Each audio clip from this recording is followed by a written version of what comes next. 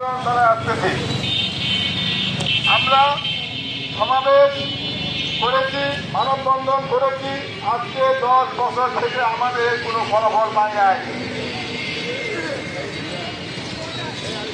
উপস্থিতি আজকে আমরা এই অনশন থেকে বলে দিতে চাই, সারা বাংলাদেশের 64টা জেলায় আমরা আজকে অনশন করে আসতেছি।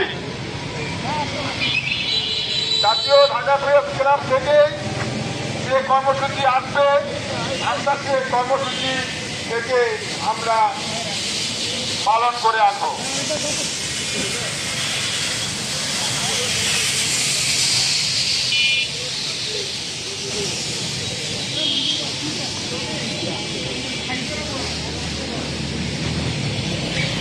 আসসালামু আলাইকুম প্রিয় সহযোদ্ধা ভাই ও বোনেরা, আমরা আজকে পত্রিকা অনশনের জন্য আসছি।